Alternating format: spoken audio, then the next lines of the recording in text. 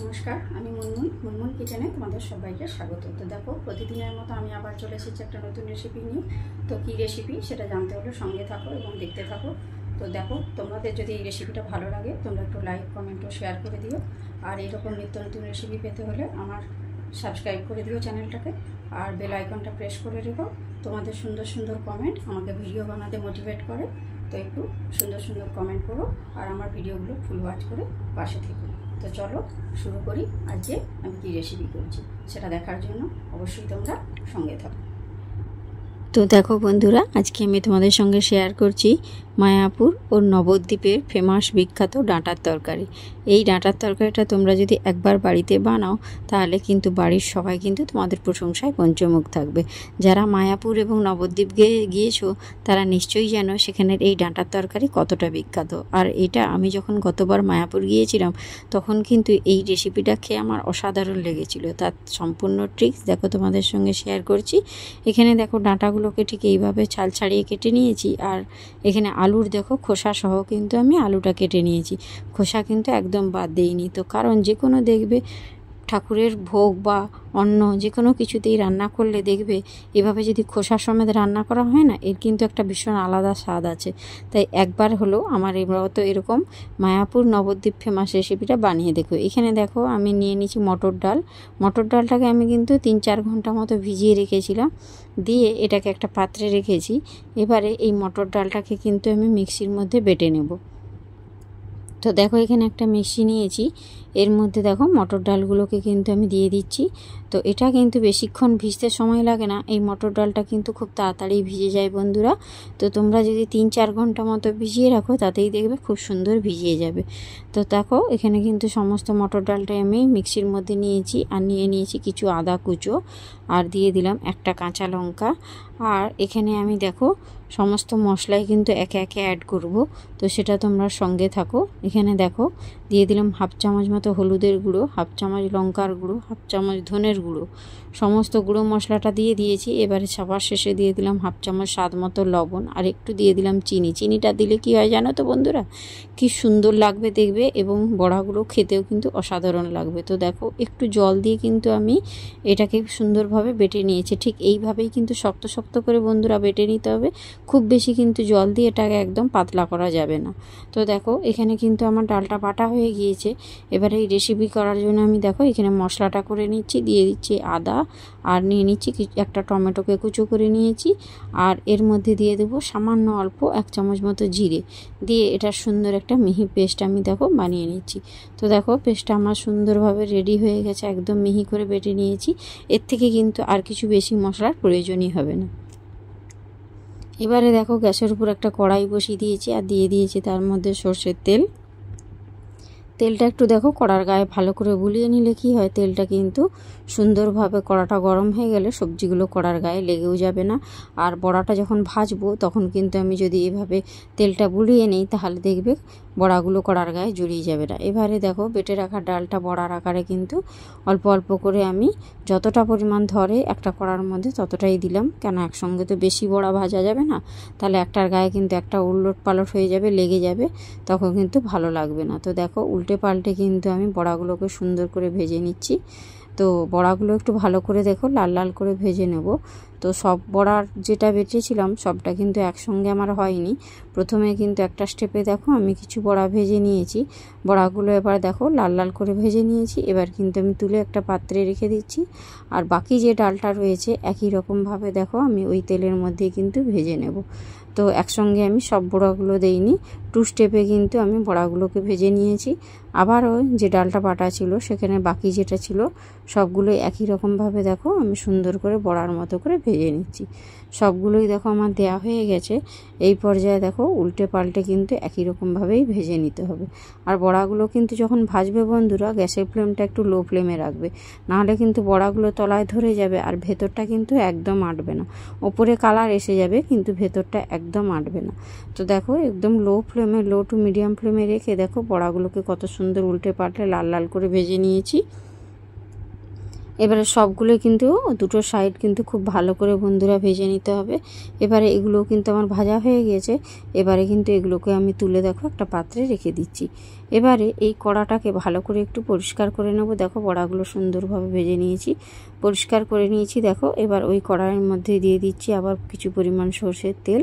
তো তেলটা কিন্তু খুব ভালো করে গরম হয়ে যাওয়া পর্যন্ত কিন্তু আমি অপেক্ষা করব।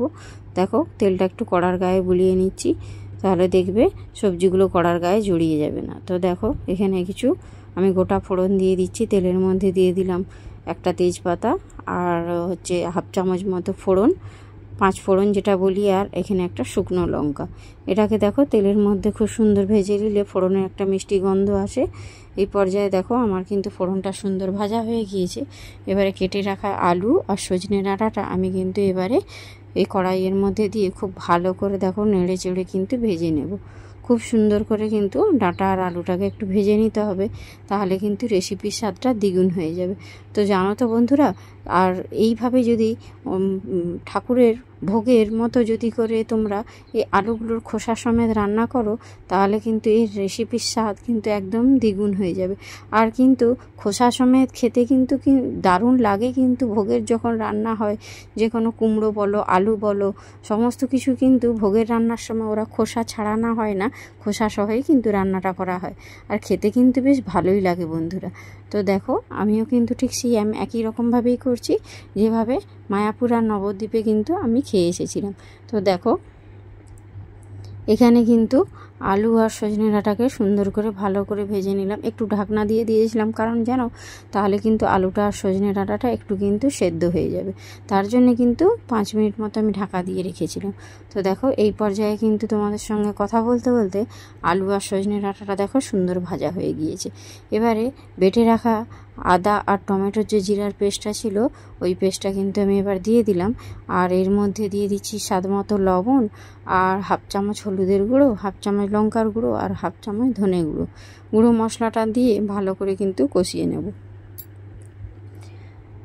বেটে রাখা মশলা আর গুঁড়ো মশলাটাকে দিয়ে কিন্তু সবজির সঙ্গে খুব ভালো করে কিন্তু কষিয়ে নিতে হবে, কারণ আদার একটা কাঁচা গন্ধ থাকে না বন্ধুরা, তো সেই কাঁচা গন্ধটা যাতে চলে যায় সেটার দিকে লক্ষ্য রাখতে হবে।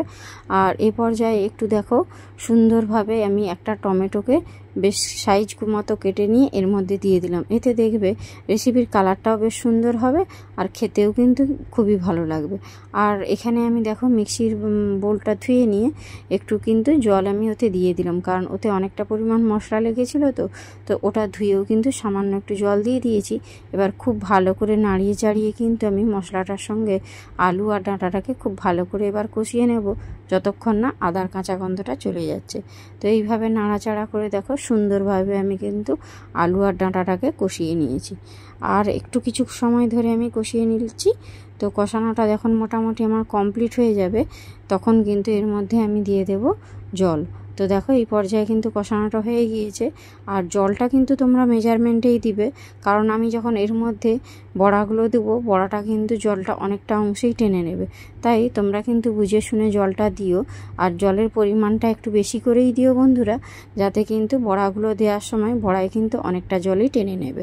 তো দেখো এই পর্যায়ে কিন্তু জলটা দেওয়ার পর ফুটতে শুরু করেছে, আর আমি এখানে ঢাকনা দিয়ে 10 মিনিট মতো গ্যাসের ফ্লেমটা কমিয়ে দিয়ে রাখবো, তাহলে দেখবে আলুটা আর ডাঁটাটা খুব সুন্দর সেদ্ধ হয়ে যাবে। তো দেখো 10 মিনিট পর ফিরে এসেছি। এসে দেখো যে জলটা ছিল তার অনেকটা অংশই কমে গিয়েছে, আর আলুটা দেখো সুন্দর সেদ্ধ হয়ে গেছে। দেখো খুন্তির সাহায্যে কেটে দেখে নিলাম, আলুটাও সুন্দর সেদ্ধ হয়েছে, ডাঁটাটাও সুন্দর সেদ্ধ হয়ে গেছে। এই পর্যায়ে ভেজে রাখা যে বড়াগুলো ছিল, মটর ডালের বড়াগুলো, সেগুলো কিন্তু একটা একটা করে আমি ওই ঝোলের মধ্যে দিয়ে দিচ্ছি। এবারে দেখো সব বড়াগুলো আমার দেয়া হয়ে গিয়েছে। এবারে নেড়ে চেড়ে কিন্তু আমি বড়াগুলোকে দিয়ে একটু ফুটিয়ে নেব, তাহলে বড়ার মধ্যে সব মশলাটা প্রবেশ করলে খেতে ভালো লাগবে। আর বড়াটা দেওয়ার পর কিন্তু বেশি ফোটানোর দরকার নেই বন্ধুরা, সামান্য অল্প একটু ফুটিয়ে নিলেই কিন্তু খুব সুন্দরভাবে এটা ফুলেও উঠবে। বড়াগুলো যে পরিমাণ ছোট রয়েছে, যখন ঝোলে ফুটে যাবে তখন কিন্তু অনেকটা পরিমাণ বেড়েও যাবে আর বড়ও হয়ে যাবে। দেখো বড়াতে কিন্তু অনেকটা পরিমাণে ঝোলটা টেনে নিয়েছে। এবারে কিন্তু সবার শেষে স্বাদ মতো একটু দিয়ে দেব চিনি, যে চিনিটা দিলে কিন্তু অবশ্যই বন্ধুরা খেতে খুবই ভালো লাগবে, যেহেতু নিরামিষ রেসিপি। আর চিনিটাকে দিয়ে একটু নাড়িয়ে চাড়িয়ে নিচ্ছি। এবার সবার শেষে কিন্তু আমি একটু দিয়ে দেব হাফ চামচ মতো ঘি। ঘিটা কিন্তু অবশ্যই বন্ধুরা দেবে, আর ঘিটা না দিলে কিন্তু একদমই ভালো লাগবে না। তো দেখো ঘিটা দিয়ে দিলাম। এবার ঘিটা দেওয়ার পর কিন্তু আবারও নাড়িয়ে চাড়িয়ে কিন্তু ঘিটা মিশিয়ে নেব। আর এই সময় কিন্তু আর বেশি ফোটানোর দরকার নেই, তো গ্যাসের ফ্লেমটা কিন্তু আমি অফ করে দেব। তো ঘিটা দেওয়ার পরে দেখো নাড়িয়ে চাড়িয়ে কিন্তু মিশিয়ে নিলাম। আর রেসিপিটা কিন্তু আমার একেবারে হয়েই এসেছে, একদম সম্পূর্ণ কিন্তু রেডি। আর এর থেকে বেশি ভালো রেসিপি আমার মনে হয় না আর কিছু আছে। তো একবার হলেও কিন্তু এই রেসিপিটা ট্রাই করো, আশা করছি তোমাদের সবার খুবই ভালো লাগবে। তো দেখো আমার এখানে ডাঁটার রেসিপিটা একদম রেডি। একদম মটর ডাল দিয়ে এইভাবে যদি সজনে ডাঁটার রেসিপি করো, তো বাড়ির সবাই একদম কিন্তু এক থালা ভাত নিমেষেই শেষ করে দেবে। তো দেখো এটাকে আমি কিন্তু এবার পরিবেশন করব একটা পাত্রের মধ্যে। তো দেখো কত সুন্দর কালারটা হয়েছে। আর তোমরা যদি চাও একবার হলো আমার এই রেসিপিটা ট্রাই করো, আর আমাকে কমেন্ট বক্সে কমেন্ট করে জানাতে কিন্তু ভুলো না। তো আজকের মতো আমি ভিডিওটা এখানেই শেষ করছি। দেখা হচ্ছে নেক্সট রেসিপির সঙ্গে। তো আজকের মতো টাটা, বাই বাই।